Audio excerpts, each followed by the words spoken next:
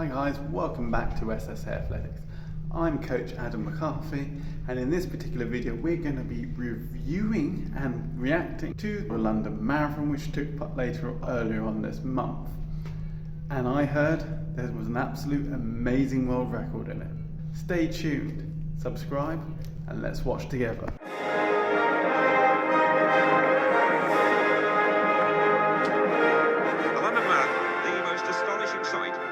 Seen in British sport. There's over 50,000 runners in this particular race, but the main race we're going to be looking at is the elite race, specifically the women's elite race, because I believe there will be a world record set here. The runners start near Blackheath, where they head off in section 1 of the race, which is pretty damn straight. In this particular section of the race, you need to run particularly quick, but you need to run particularly controlled. It can be all too easy just to run off into the distance. As they head into section 2, still relatively straight part of the race, they will turn onto another particularly straight part of the race, but it's not as long. As they come round onto section 4, this is where the most twists and turns, and as a result this may sap your energy, especially running around the area of Cutty Sark as you head into the city. As you manoeuvre your way around the twists and turns, you'll head past Buckingham House onto the Pall Mall, where you'll meet the finish, and a long straight finish. They got underway first, quickly followed by the elite women's race, so let's join our team of... So naturally, in all these kind of marathons, the wheelchair races will always generally go first, and Marcel Hugh, absolute veteran, is likely to win the men's race. The women's race is probably a little bit more open. Peres Jepchirchir. Why did I get the spelling wrong? I'm normally good at this. Peres Jepchirchir. How do I Google, help me pronounce this.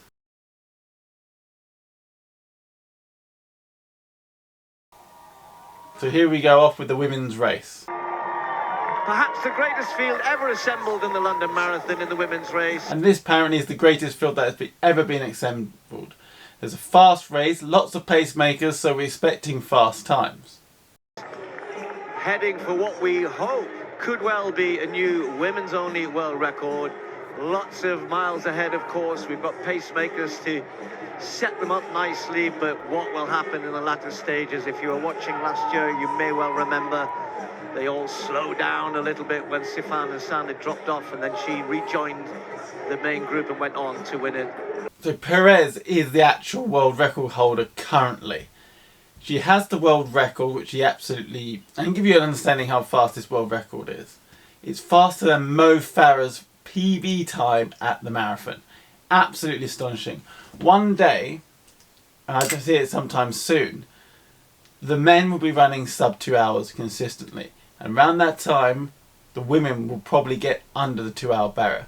Not yet, but it's somewhere in the distance or near future. Before the elite men and masses started, there was a tribute to last year's London Marathon winner Kenyen Peres, who died in a car accident 2 months ago, along with his coach, Jervis Hakizamani. Just a really quick note, it's been a year ago since Kenyen Peres did that awesome performance at the London Marathon. Nonetheless, unfortunately, he passed away very recently. Too young, too soon. Kenyen was only 24 years old and had the world at his feet after setting a new world record in Chicago last October. His life was tragically ended far too soon, but the memory of his great achievements will always live on. It's amazing they actually clapped the guy, because he was taken away far too soon. He was going to be the greatest, and when it came to the marathon in Paris, one thing everyone was looking forward to was this battle between Eliud Kipchoge and him in particular. Unfortunately, the battle between Kipton and Kipchoge is not going to happen, but it would have been interesting to see who would have won. The old guard, who's broken the 2 hours, or the new guard who's got the world record. The elite men lined up on the start line with personal bests and victory. Two-time Olympic gold medalist Dame Kelly Holmes. 20 years ago, she won the 800 and 1500 metre golds in Athens. So let's rejoin our commentary team of Tanny, Paula, Andrew and Steve. The elites get the honour of leading the world's greatest athletes in the world's greatest race.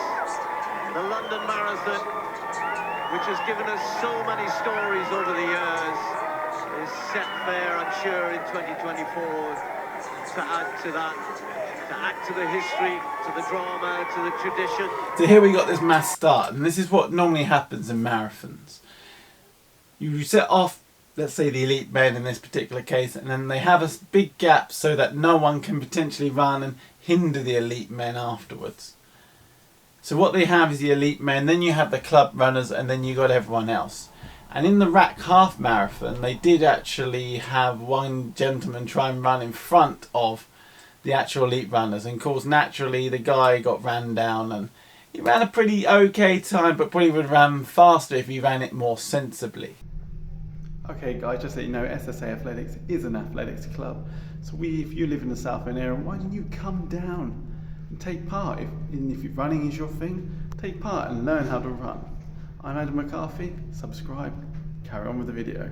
Now looking behind, Peres Jepchirchir has just slowed a little bit again. So it's interesting the changing of the speeds. Generally what happens is that when someone tries to up the speed and down the speed, what it can potentially do is create havoc in behind, because you can't exactly allow them to run, what you can do, but you can't exactly allow them to run off in case they get that too far ahead for you to do anything, and you can't run them down, it makes sense. So a good example was that it's actually outside of athletics in the Olympic women's cycling final, where they allowed an Austrian to get too far ahead, believing that the whole peloton could chase them down, and in the end they didn't. Now if you go off too far into the head, normally what happens is everyone goes, oh, thank you for the fast time, thank you very much, and see you later. They just kind of wave at you as you go past. But if you're clever enough and you have the ability in legs, it can be quite sapping, changing speeds all the time. And as we see Peres in the background struggling to keep up with them at this particular point in time.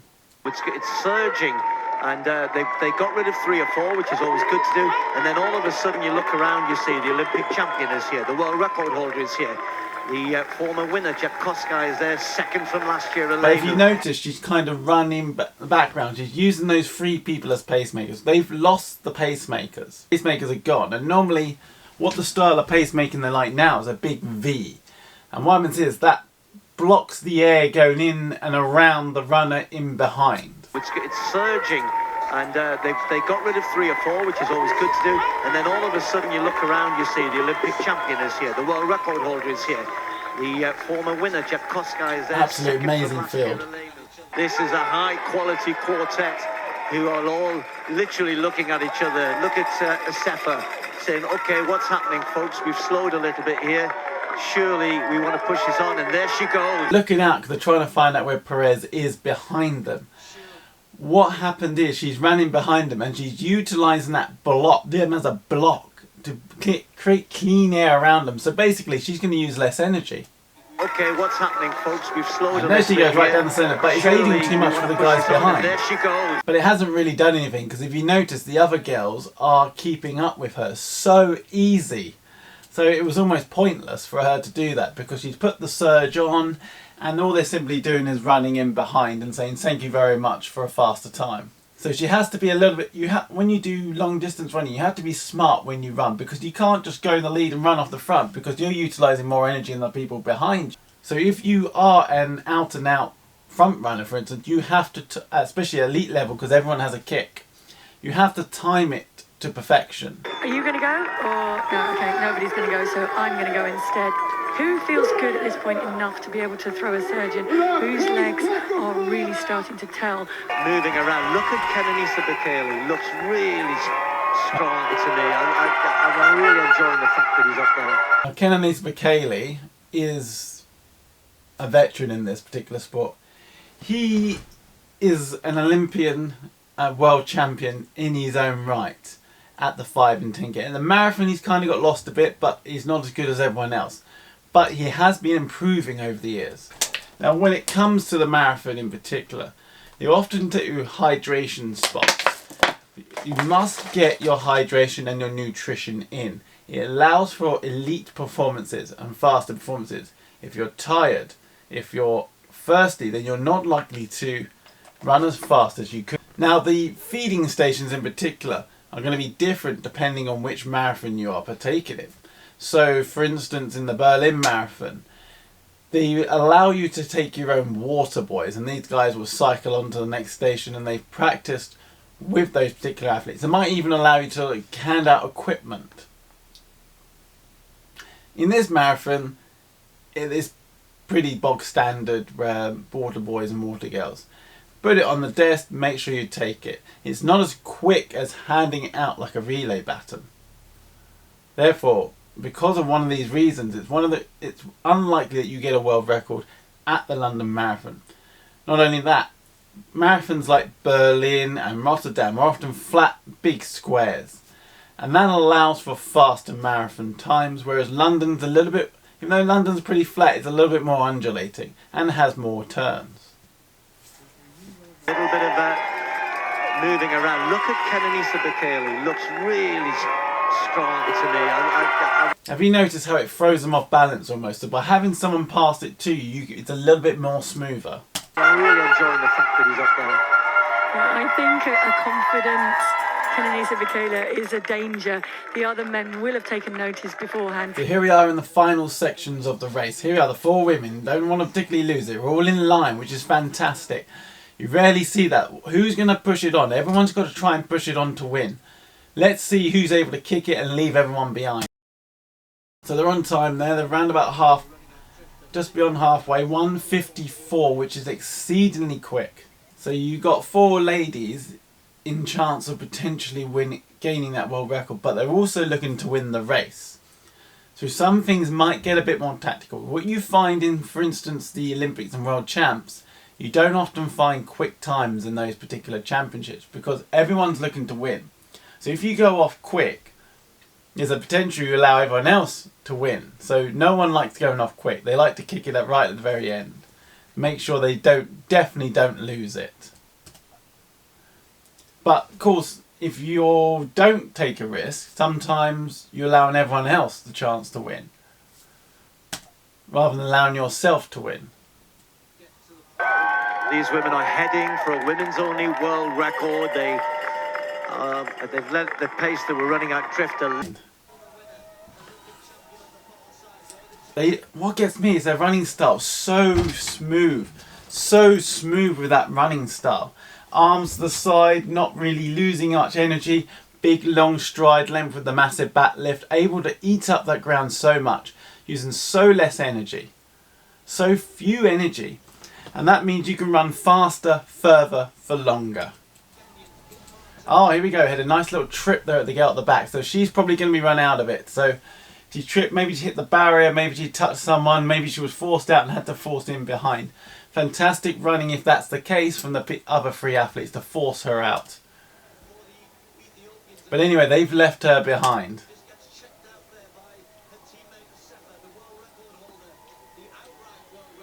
But she's in behind. Can she run up? It's going to be, when you're behind someone in this late stage of the race, they can effectively block you out of the race, making it harder for you potentially to win the race. So therefore, at this later stages, you want to be at the front. The rest of the race, you want to sit behind someone. World records are nice, but you got to beat the people around you first.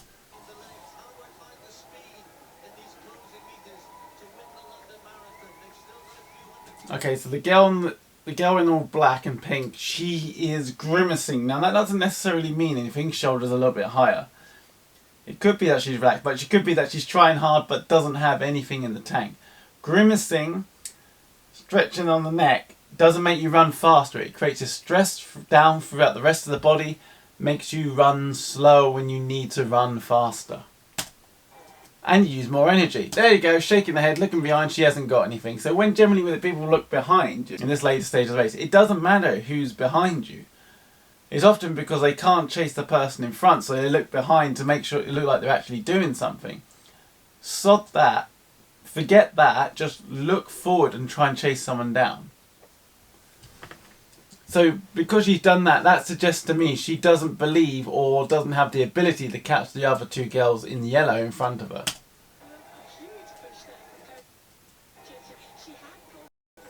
Oh, let's watch that again. She almost forced that girl out. So here goes Asafa. What does she do to the other girl? She comes out wide. The other girl has to go a little bit wider. Tussling of arms a little bit. And oh, that was a huge push. Gee! You can't do that. You can't push someone like that. The biggest irony is that the girl with the green vest has probably hampered herself more by doing that. That's shocking. Oh, now she took in the lead. So why? That, if it inhibits the other athlete, that is a DQ right there. And now she's coming off around the outside. So she's got the space she needed, but she could have ran faster if she didn't do that. I see what she's trying to do. She's trying to not get herself caught on the inside. But by doing that, you're potentially inhibiting the other athlete. And in my book, that's a disqualification.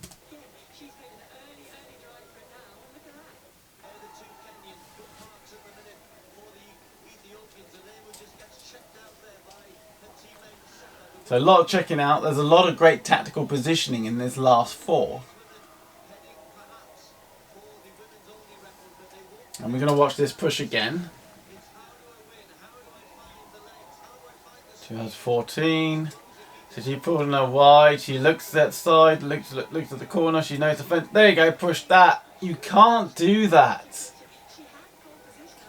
You can't do that. And now she surges with a great sprint technique. But that is cheating. That's out and out cheating. Anyway, we're gonna watch her technique now. She sprints, so she forces out, slows down a little bit because of the action of her pushing the other girl twice, once in the side, once in the back. It's interesting to see how much that inhibited the other athlete.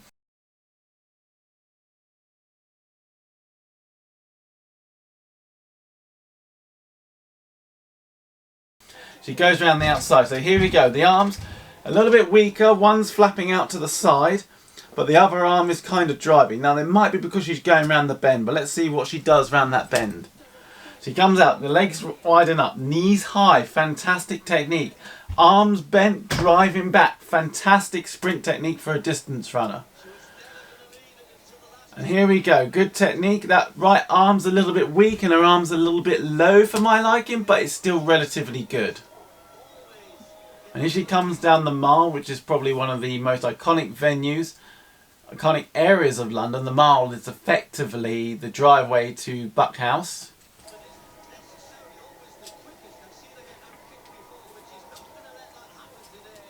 Well, it's all about tactical racing, so everyone has a kick at this elite level. It's about how much energy you expended beforehand and tactically applying it at the right time.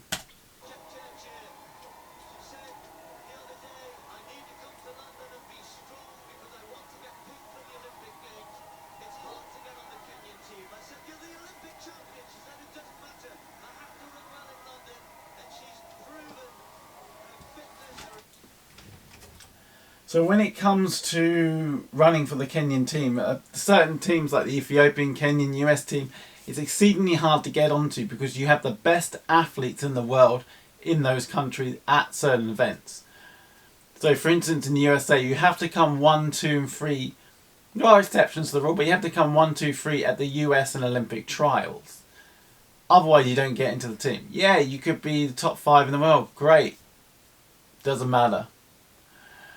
Because the reason being is because for instance, to use the US as an example again, they probably will have out of the top 100, they probably have the 50 best athletes in the world, or 40 best sprinters in the world. Kenya, similar process again. You've got the top 50 runners at any of the events in the world. So doesn't matter if you're an Olympic champion, doesn't matter if you're a world champion, you have to perform that day. And generally that's an indicator of can you perform on the day at the Big O, at the main event, the Olympics in Paris 2024. That was good ability, good tactical nous if we exclude the cheating.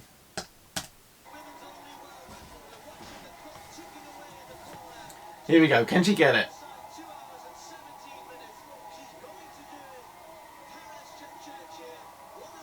2:16. She's slowing down a little bit, the others are catching her, but she's too far ahead.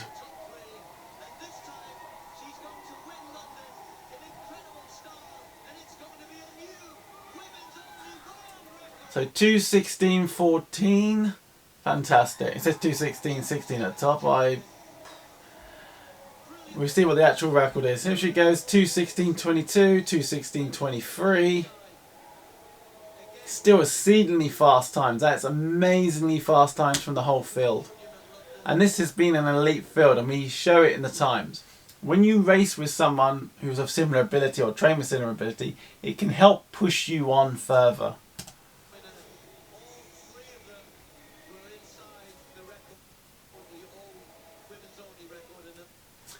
Well, all three of them were inside the previous world record. Amazing.